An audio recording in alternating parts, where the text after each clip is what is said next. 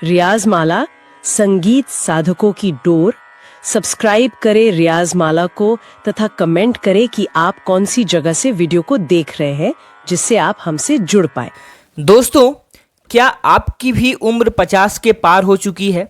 और क्या आपको लगता है कि जैसे आप पहले के दिनों में आपकी आवाज़ जितनी सुरीली और दमदार थी अब वैसी नहीं रही, या फिर क्या जैसे पहले आवाज़ थी उस तरीके से क्या अभी आवाज़ हो सकती है, उतनी ही सुरीले तरीके से आप क्या गाना गा सकते हैं, या फिर गाते समय आपकी आवाज़ कांपती है, और या फिर आपके ऊंचे सुरों पर सांस फूलने लगती है, या गले में जल्दी थकान आ जाती है? तो अगर इन सभी का जवाब हाँ है तो घबराइए मत।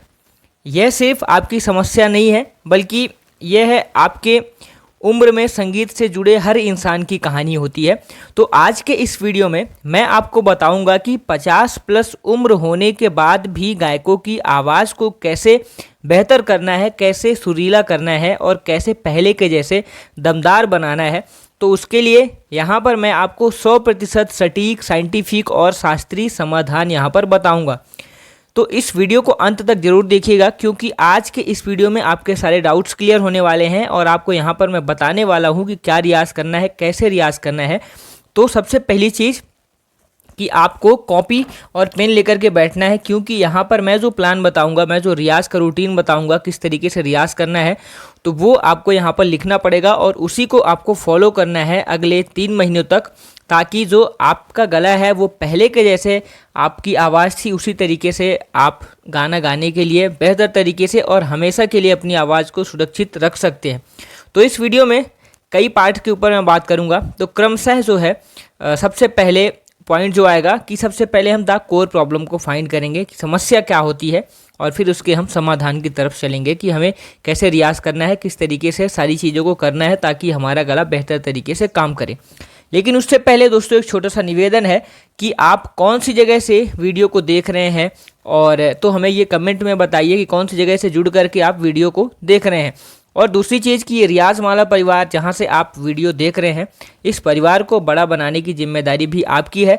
तो अगर आप पहली बार चैनल में आए हैं तो चैनल को सब्सक्राइब कीजिए ताकि इस परिवार को और बड़ा बनाया जा सके, और ऐसे लोगों के साथ वीडियो को शेयर भी करें ताकि जिनको ज़रूरत है उनकी मदद भी हो सके।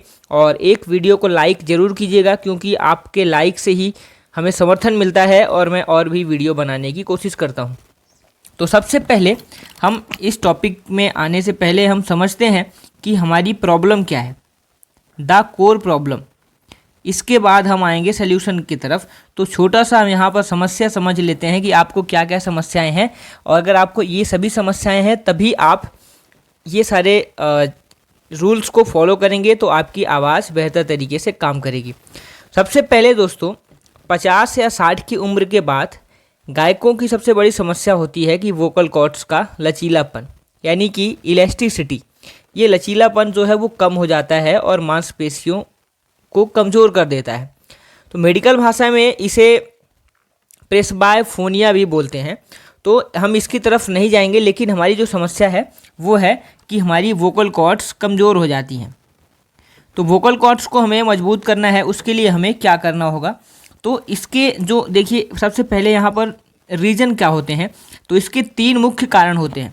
कारण होते हैं कि जैसे कि आवाज़ में कंपन, जब आप कोई भी लंबा सुर लगाते हैं तो आवाज़ स्थिर ना रह करके आवाज़ में कंपन होता है।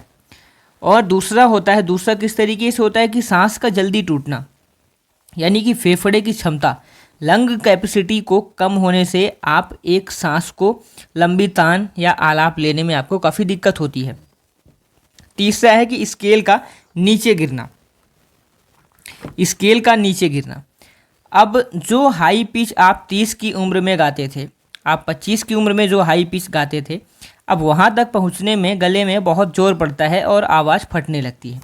तो स्केल की भी प्रॉब्लम होती है। और इन सभी चीज़ों की जो समस्या है वो समस्या है कि हमारे उम्र के साथ में जो हमारी वोकल कॉर्ड्स होती हैं उनमें इलास्टिसिटी कम हो जाती है, लचीलापन कम हो जाता है, इसलिए हमें ये सारी समस्याएं होती हैं। तो इनको हमें दूर करना है। अब सवाल आता है यहाँ पर कि इसका समाधान क्या है। तो अब चलिए समझते हैं स्टेप बाय स्टेप इस प्लान को। और सबसे पहले जो हमारा सल्यूशन है वो है कि रियाज पैटर्न को, जो हमारा रियाज पैटर्न है इस पैटर्न को हमें चेंज करना पड़ेगा, रियाज पैटर्न को हमें चेंज करना पड़ेगा। क्योंकि अगर हमें लंबे समय तक के लिए आवाज़ को अच्छा करना है तो रियाज पैटर्न को ज़रूरी है चेंज करना। तो पहला और सबसे महत्वपूर्ण समाधान है कि अपने पैटर्न को चेंज करना। अब कैसे चेंज करना है, इसके साथ में क्या करना है आपको, उम्र के साथ आपको जो है ज़ोर लगा करके गाना नहीं चाहिए। उम्र के साथ आपको समझदारी के साथ आपको गाना गाना चाहिए और यही आपके लिए हेल्पफुल रहता है आपकी वोकल कॉर्ड्स को लेकर के भी। तो क्या करना है, पहला है मंद्र सप्तक का रियाज। जैसा कि मैंने कई वीडियो में बताया है कि मंद्र सप्तक कितना ज़रूरी होता है और हर वीडियो में मैं मंद्र सप्तक की क्वालिटी को ज़रूर बताता हूँ, लेकिन 50 के बाद जो तरीका है इसको करने का वो थोड़ा सा बदल जाता है। तो इसको देखिएगा कैसे करना है कि 50 के बाद आपको तार सप्तक पर चीखने की बिल्कुल ज़रूरत नहीं है। हमें मंद्र सप्तक में ठहराव और बेस को वापस लाने के लिए काम करना है और ये जब हम बेस लाने के लिए काम करेंगे यही हमारे गले को जो है वो हाई पिच में भी लेकर के जाएगा। तो हमें बेस के ऊपर काम करना है। सुबह जो खरज का आपको रियाज करना है, इसको खरज का रियाज जी बोलते हैं। जैसे कि हम नीचे के सुरों में जाते हैं, सा से नी में और नी से धा में, धा से पा में। तो इस तरीके से जब हम रियाज करते हैं तो ये आपकी आवाज़ की जो नींव है उसको, हमारे बेस को वापस से हमारे ये स्ट्रॉन्ग करता है। तो इसके लिए आज से शुरुआत कीजिए कि हमें दिन में कम से कम 15 मिनट जो है तो इसको हमें देना है। 15 मिनट का टाइम आपको यहाँ पर देना है। दूसरा जो है 50 मिनट का एक और रियाज यहाँ पर है। 15 मिनट का रियाज, 15 मिनट का ये रियाज एक और है। यहाँ पर हम करेंगे ओम की साधना करेंगे। हारमोनियम या तानपुरे के साथ सिर्फ आपको ओम का उच्चारण करना है। ओ जो होता है उसको हमें पेट से निकालने की कोशिश करनी है और माँ को जो है वो गूंज को यानी कि सिर से महसूस करना है। एक वीडियो में अलग से बनाऊंगा जिसमें कि हमें सिर की आवाज़ और चेस्ट वॉइस और पेट की आवाज़, स्टोमच वॉइस और ये सारी चीज़ों के बारे में, हेड वॉइस और नॉर्मल जो हमारा वॉइस होता है, इन सभी के बारे में मैं बताऊंगा। तो आपको जो गूंज है उस गूंज को हेड रिजोनेंस से महसूस करना है, यानी कि हमें गूंज के साथ गाना है, सिर की आवाज़ से गाना है। तो ये आवाज़ के जो कांपने की समस्या का सबसे अचूक उपाय है।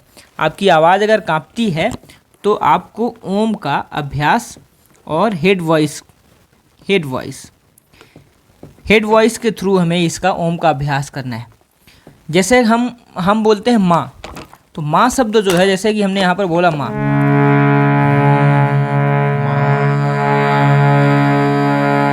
और माँ की जगह आप हम बोलिए अब यहीं पर, और हम के साथ हूँ बोलिए, हूँ।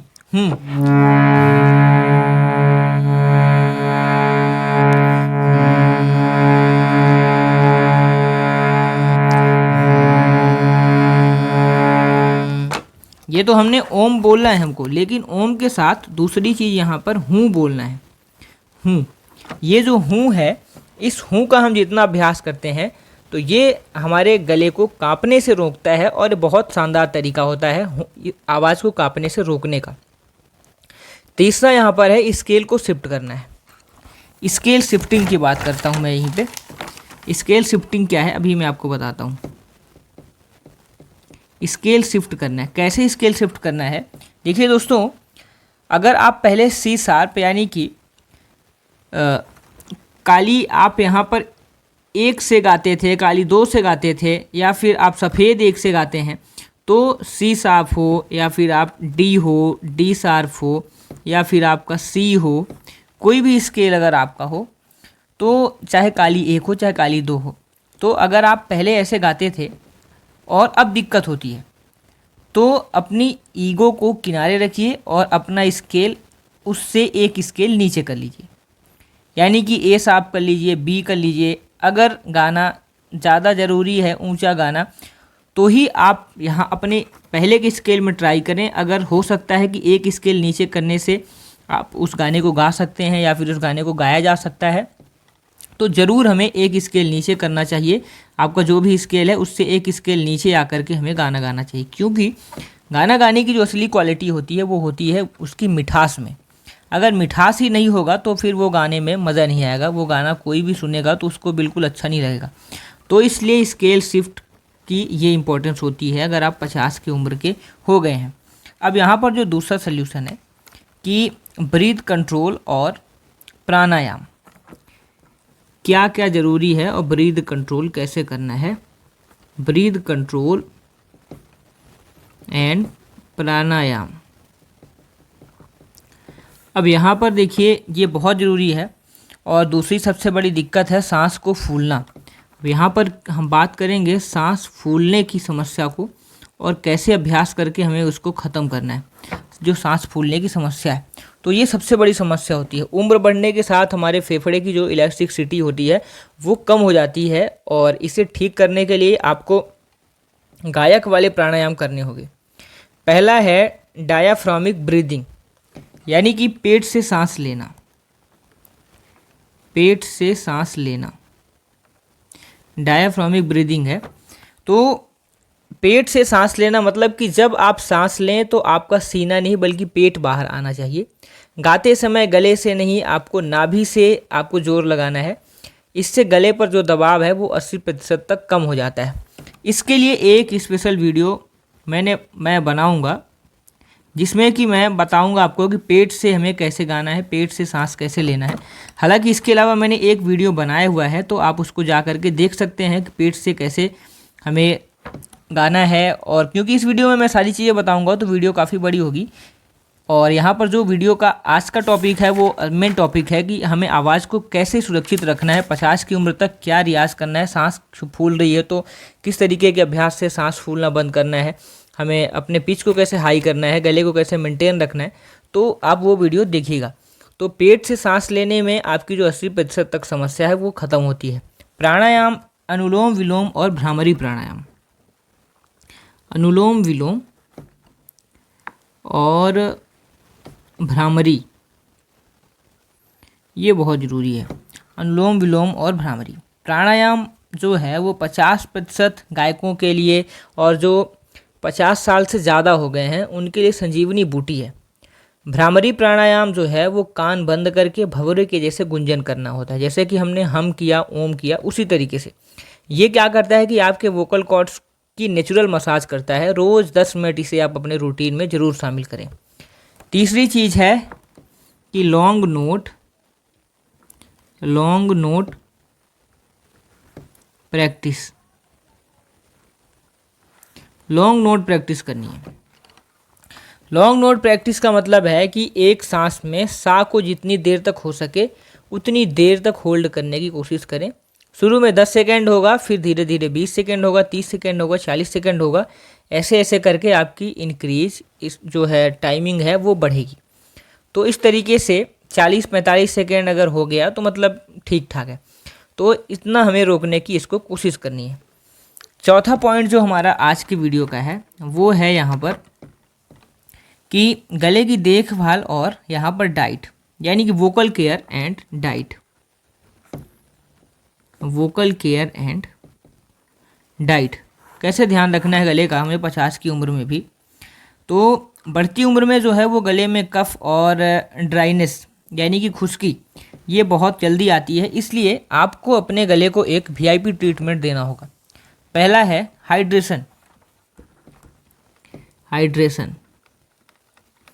अब हाइड्रेशन में देखिए जो हमारा गला है वो 50 की उम्र में गले की नमी जो है वो कम होने लगती है, इसलिए दिन भर में कम से कम 3 से 4 लीटर गुनगुना पानी पीना चाहिए।